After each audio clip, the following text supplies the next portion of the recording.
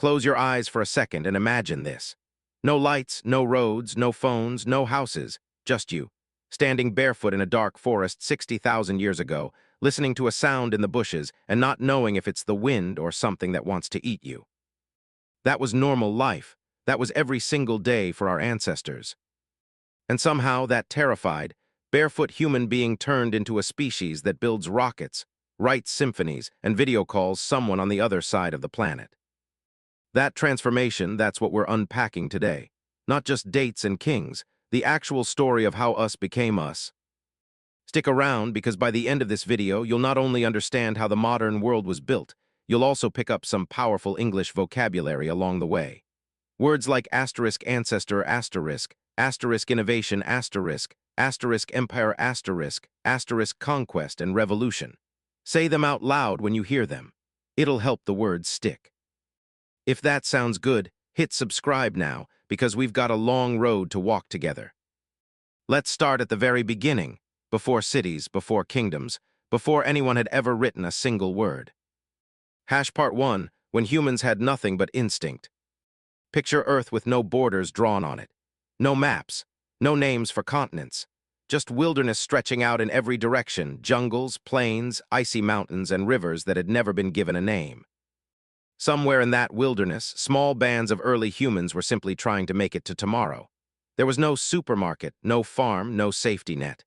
If they didn't find food today, they went hungry today. It was that direct, that brutal. So what did they do? They moved constantly, chasing herds of animals and following the seasons for fruit and edible plants. Anthropologists call this lifestyle foraging, living off whatever the land freely offered. Here's the interesting part, though. Physically, humans were never the strongest creatures around. No claws, no armor-like skin, not even close to the fastest sprinters in the animal kingdom. So how did such a fragile species survive lions, freezing winters, and starvation? The answer is the 3-pound organ sitting inside every human skull, the brain. Early humans couldn't outrun a predator, but they could think one. They noticed patterns. They passed down warnings to their children. They cooperated in groups because a lone human in the wild didn't last long, but 10 humans working together stood a real chance. And then one invention rewired everything that came after it. Fire. Nobody knows the exact moment humans tamed fire, but once they did, the entire game changed. Suddenly, there was a way to soften tough meat and make it easier to digest. There was a way to push back the freezing cold of night. There was a way to keep dangerous animals at a safe distance. But maybe fire's biggest gift wasn't warmth or protection, it was togetherness. Picture a small group huddled in a circle at night, flames flickering, shadows dancing on their faces. That circle is probably where humans first started sharing stories, passing on lessons, laughing together. Some historians even argue that the campfire is the ancestor of the modern classroom, the dinner table, and the movie theater, anywhere people gather to share a story. For an enormous stretch of time, we're talking tens of thousands of years, this hunting and gathering lifestyle was human life. No permanent homes, no fixed address, just constant movement guided by instinct and survival. Then something happened that quietly rewrote the future of our species. Part 2, the discovery that built civilization. Somewhere along the way, a human being noticed something simple but game-changing. If you drop a seed into soil near water, a plant grows there later. It sounds almost too obvious today, but at the time, this was a revolutionary insight. This single realization launched what we now call the agricultural revolution, Instead of wandering after food, people learned they could grow it themselves. They began planting grains. They began keeping animals nearby instead of hunting them across long distances. And because of this shift, something remarkable happened. People stopped moving. For the first time in human history, families built homes meant to last. Groups of these homes turned into tiny settlements. Tiny settlements grew into villages, and villages over generations swelled into the earliest cities on the planet. But settling down created brand new headaches nobody had faced before. Who owns this land? Who gets access to the water? Who protects the village if outsiders attack? Someone had to make decisions. Someone had to keep order. This is essentially the birth of leadership, law, and eventually government. Almost every early city that thrived did so near a river, and that's not a coincidence. Rivers meant drinking water, irrigation for crops, fish to eat, and a nadir. Highway for transporting goods. Water was, quite literally, the foundation of civilization. Take *** Mesopotamia, nestled between two rivers in what is now Iraq. This region is often nicknamed the cradle of civilization because it's home to some of the very first cities, the earliest legal codes, and most remarkably, one of the first writing systems ever invented, pressed into wet clay with a sharpened reed. Writing might be the most underrated invention in human history. Before it existed, every law, every trade agreement, every piece of knowledge lived only inside someone's memory, and memories fade, and people die. Once symbols could be carved into clay or painted onto walls, knowledge suddenly had a way to outlive its creator. Meanwhile, along the Nile River another extraordinary civilization was rising, ancient Egypt. Every year, the Nile would flood its banks and leave behind soil so fertile that farmers could count on strong harvests season after season. That reliability gave Egyptian society the stability to build extraordinary things: towering pyramids, elaborate temples, and a system of symbolic writing known as hieroglyphics. The Egyptians also held a deep fascination with what happens after death, and that belief shaped almost everything they built, from tombs stuffed with treasures to the practice of mummification meant to preserve the body for the afterlife. Far to the east, near the Indus River, another sophisticated society was quietly thriving. Its cities, like Mohenjo-Daro, featured something startling for their time: organized streets, underground drainage systems, and even public bathing areas. This tells us these people understood urban planning and hygiene thousands of years before modern engineers ever existed. Strangely, we still haven't fully deciphered their written language, which makes this civilization one of history's great unsolved puzzles. And in East Asia, communities along the Yellow and Yangtze rivers were laying the groundwork for what would become one of the longest unbroken civilizations on Earth, ancient China. Over centuries, this region would gift the world inventions like paper, the compass, and gunpowder. As these societies expanded, human life became far more layered and complex. People weren't just surviving anymore, they were becoming farmers, craftsmen, soldiers, priests, merchants, and rulers. Society had specialized roles for the first time. But here's a pattern worth noticing, one that repeats throughout the rest of this story. Wherever humans built wealth and stability, conflict eventually followed. Once a city had gained stores, valuable land, or gold, someone else usually wanted to take it. This is where organized warfare truly begins.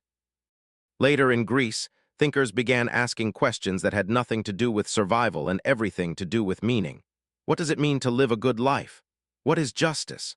Philosophers like Socrates and Plato pushed people to question everything, and Athens experimented with an entirely new idea, letting ordinary citizens have a voice in how they were governed.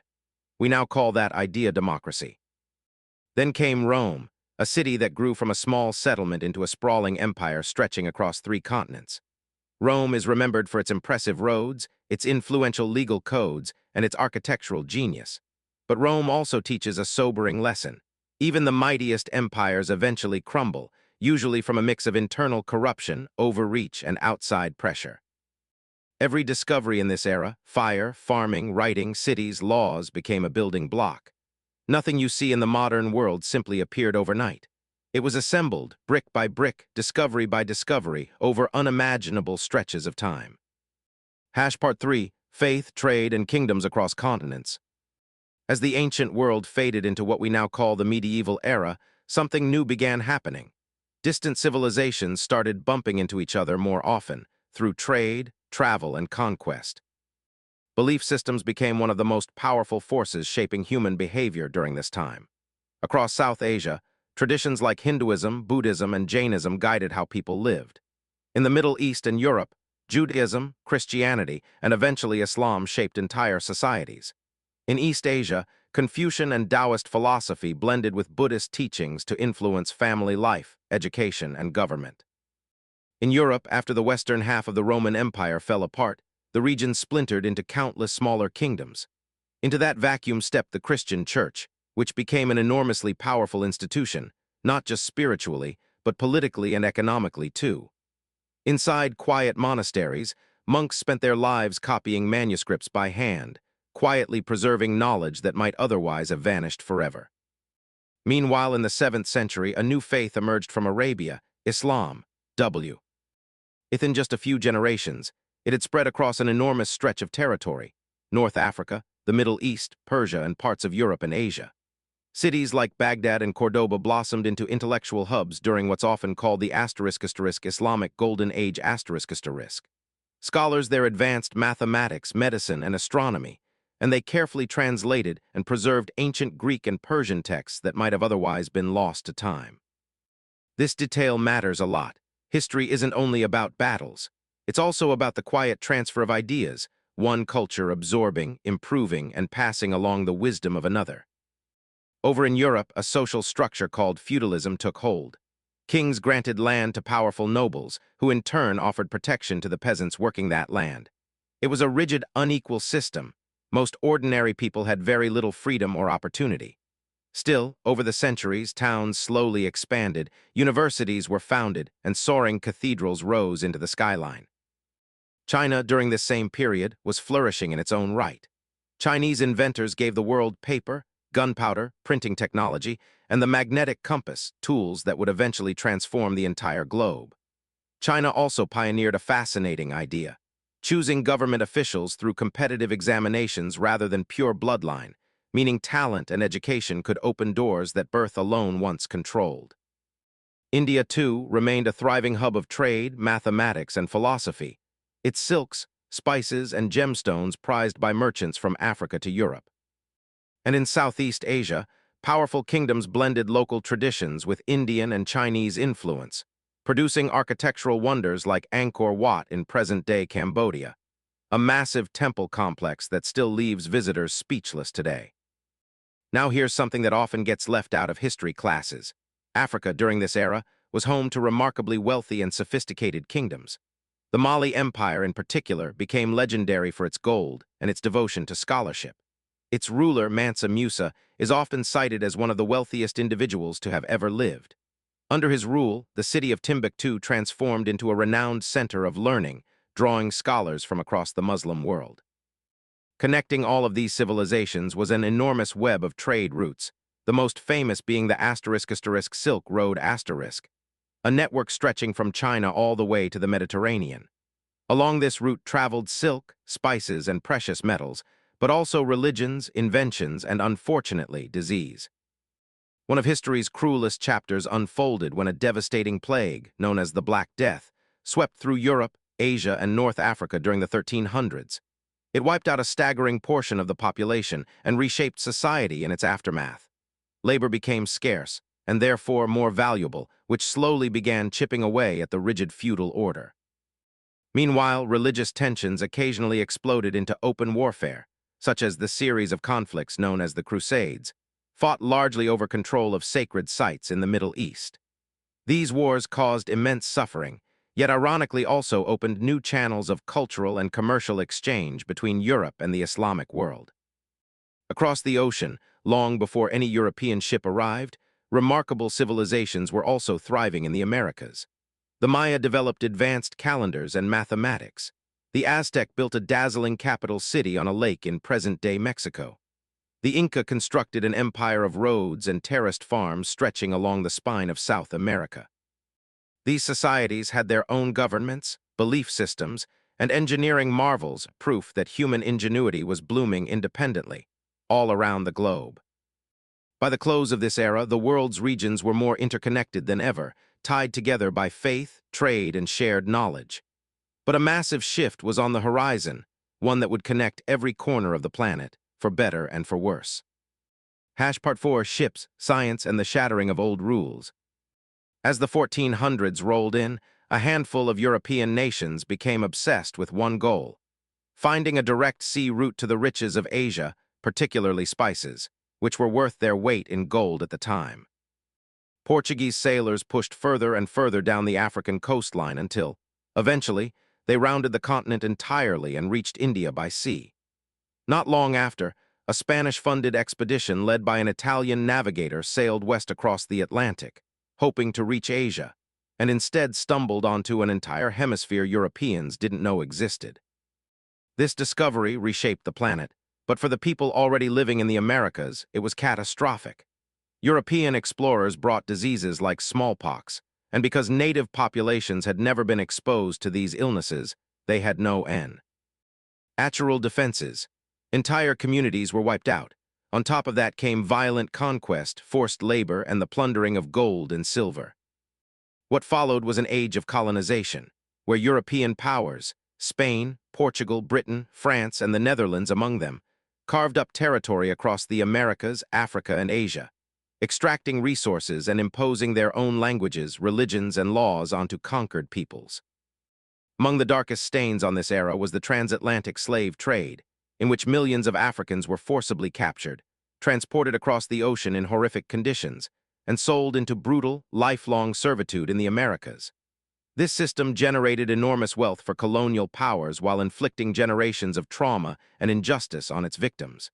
Any honest telling of history has to sit with this fact directly, rather than glossing over it. At roughly the same time, a very different kind of revolution was unfolding, one that took place entirely in the mind. Thinkers began insisting that instead of accepting old explanations handed down by tradition or authority, people should test ideas through observation and experimentation. This mindset became known as the scientific revolution ***. Figures like Copernicus challenged the belief that Earth sat at the center of the universe. Galileo pointed a telescope at the night sky and saw things no one had ever confirmed before. Newton later described the invisible forces governing motion and gravity. Slowly, humanity's picture of the universe was being rewritten from the ground up. This spirit of questioning spilled over into politics too, sparking what's known as the Enlightenment ***.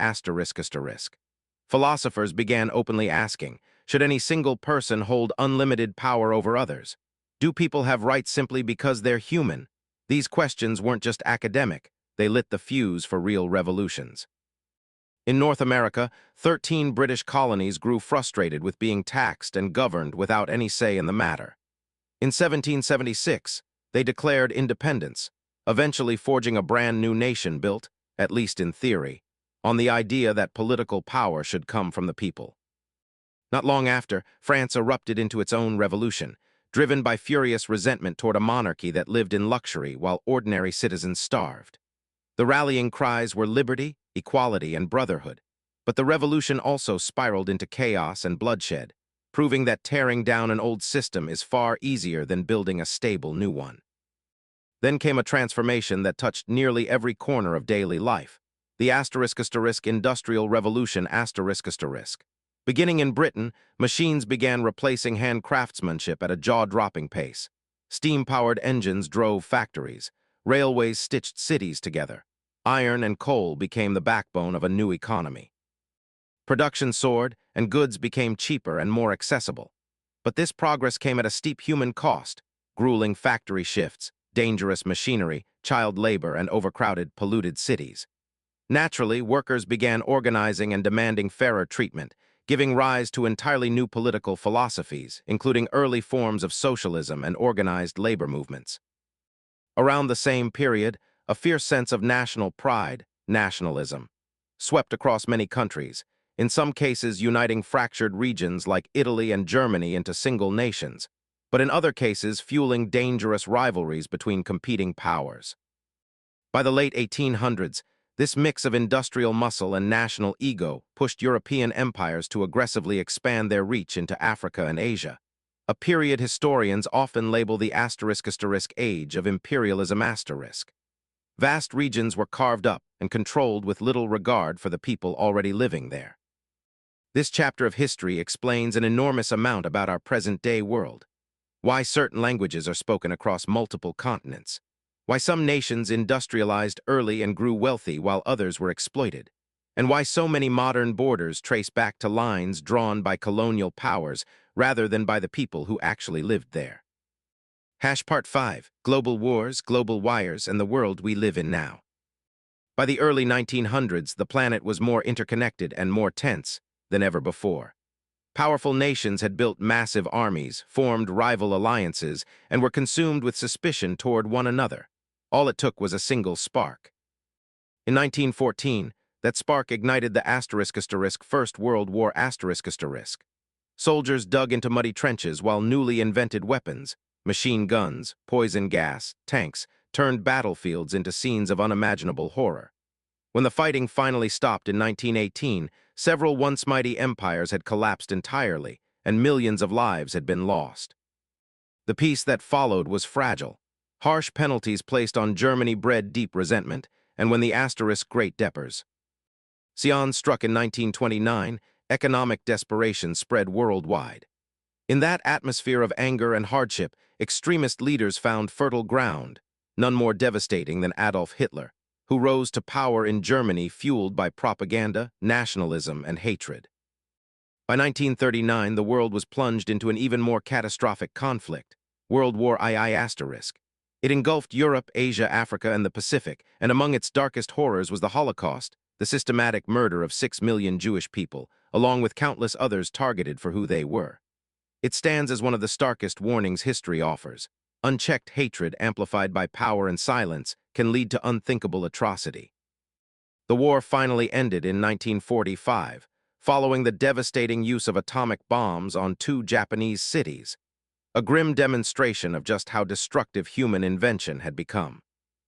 In the war's aftermath, the world tried to build safeguards against future catastrophe, forming the United Nations to encourage cooperation and peace.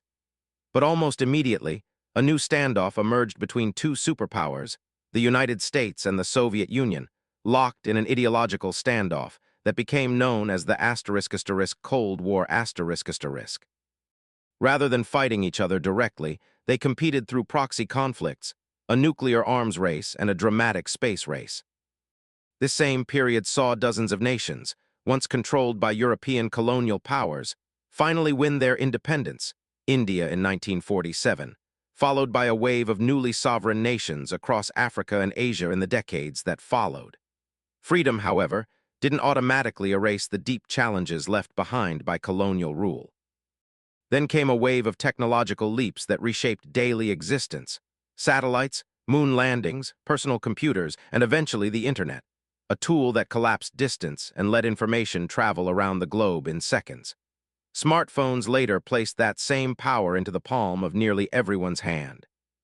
Of course, this rapid connectivity introduced fresh challenges too: misinformation, digital addiction, privacy concerns, and the mental strain of constant comparison online. Every powerful tool, it turns out, demands equally powerful wisdom to use it responsibly. Meanwhile, globalization tied economies and cultures together more tightly than ever, offering incredible opportunity while also deepening certain inequalities. And underlying all of it, humanity now faces a challenge unlike any before: a changing climate, driven largely by the very industrial progress that built the modern world. Step back and look at the whole picture.